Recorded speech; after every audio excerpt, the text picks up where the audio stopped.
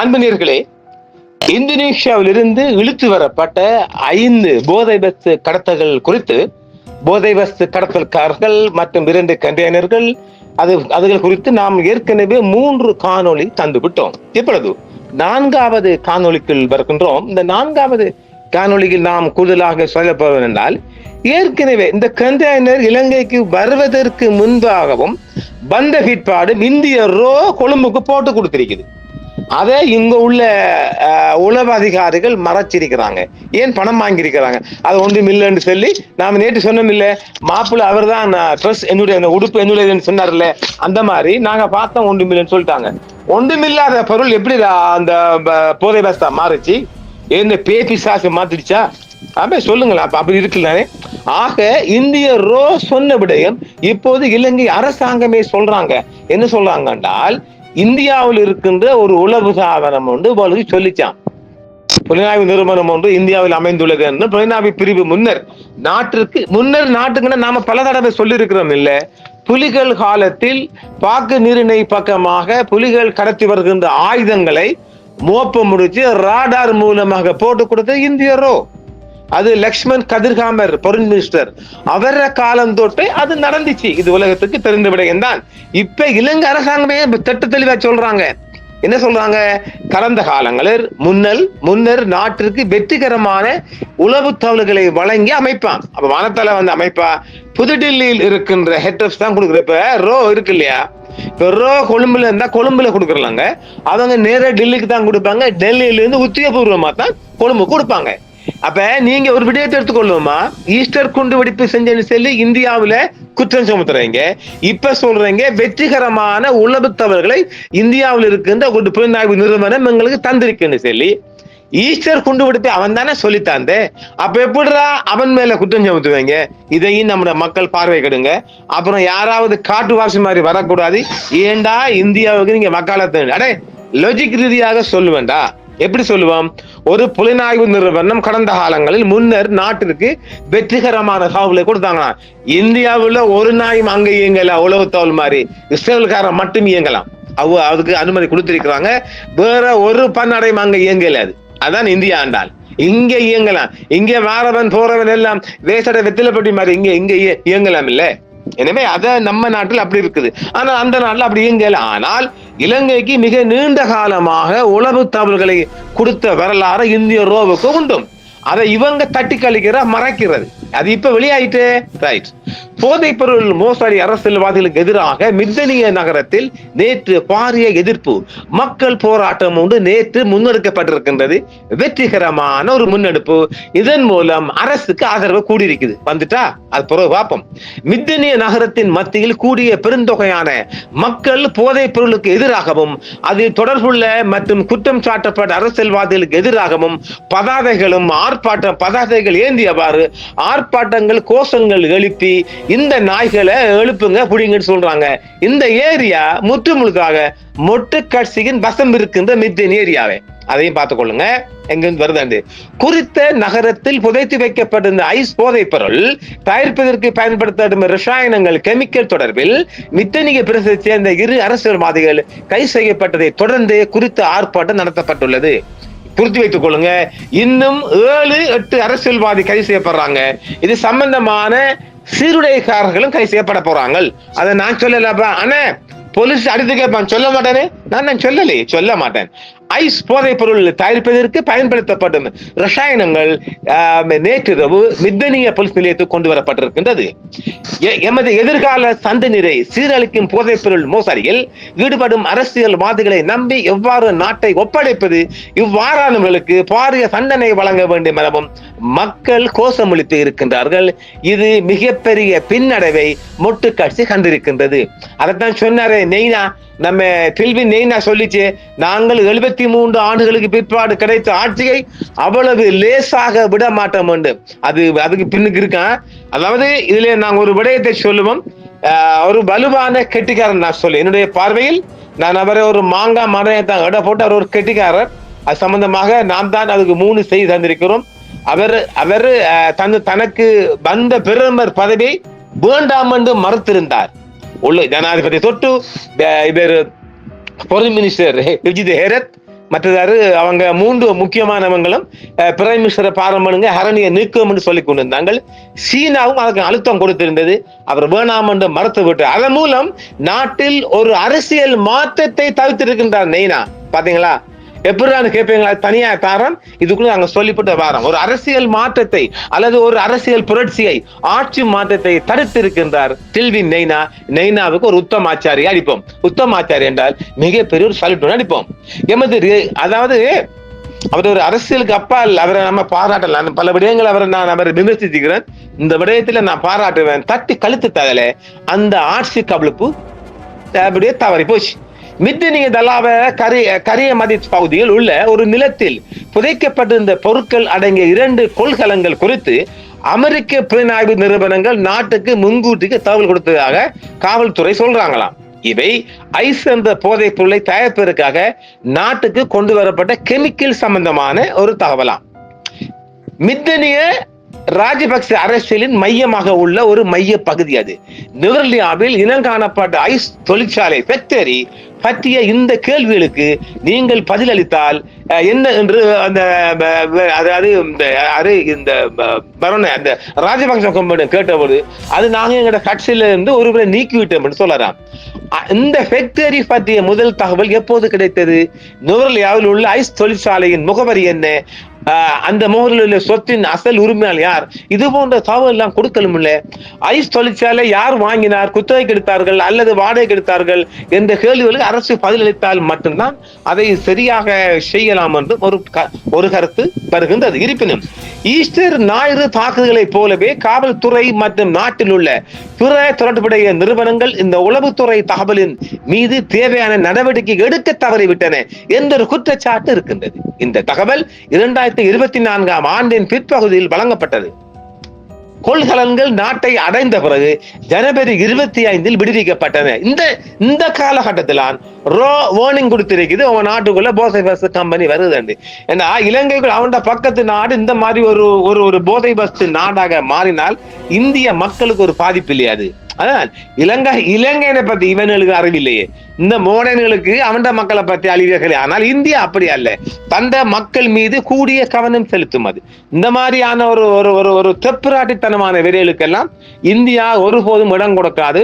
கூண்டோடு நசுக்கி போடுவாங்க. சரியா? இவனெல்லாம் வச்சுக்கின்ற இங்கோரி பண்ணாம இந்த 5 நாட்களை ஓட போட்டு எங்க அவங்களை சுட்டு போட்டணும். இதெல்லாம் வளர விடக்கூடாது.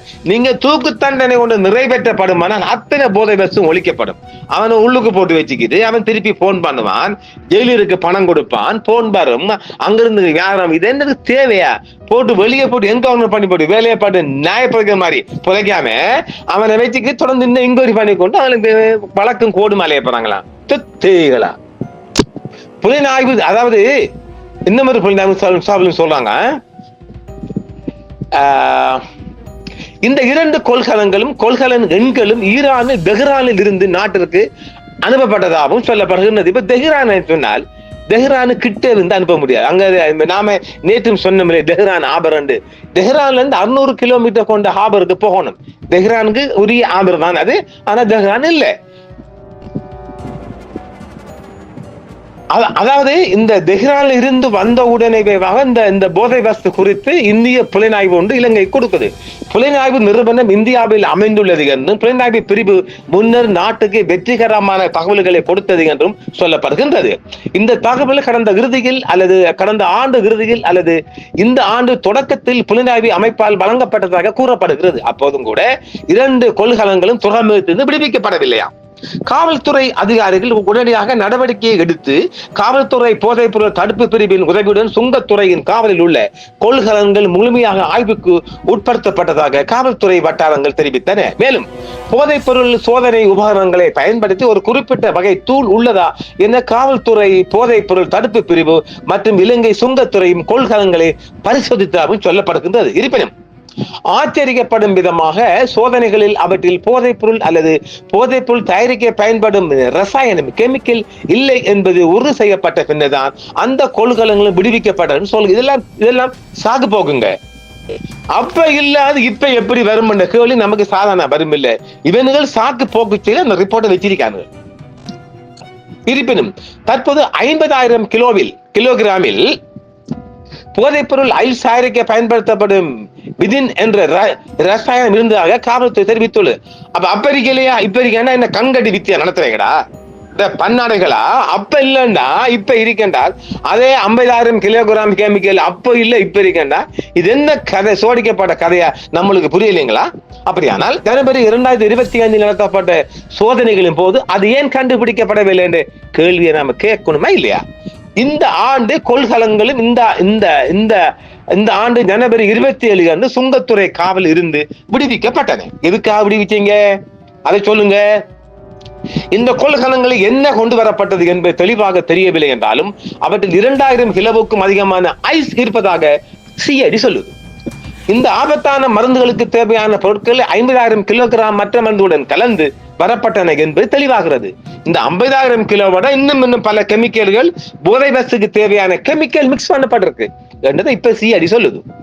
ஆக வேண்டும் என்று மறைக்கப்பட்டதான கேள்வியை நாம கேட்கணுமா இல்லைங்களா?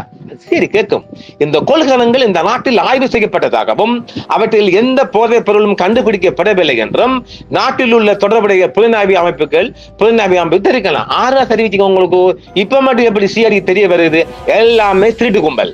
அரசாங்க கட்டுப்பாட்டில் உள்ள செய்திகளின் படி இந்த புலனாய்வு தகவல் இப்போது களப்படை தலைமையகத்தில் தளபதியாக பணியாற்றிய தற்போதைய டிஐஜி தர்சிகா குமாரியால் செயல் காவல்துறை தலைவர் மற்றும் தற்போதைய காவல்துறை தலைவர் பிரியந்த பீரிஷவுக்கு தெரிவிக்கப்பட்டது.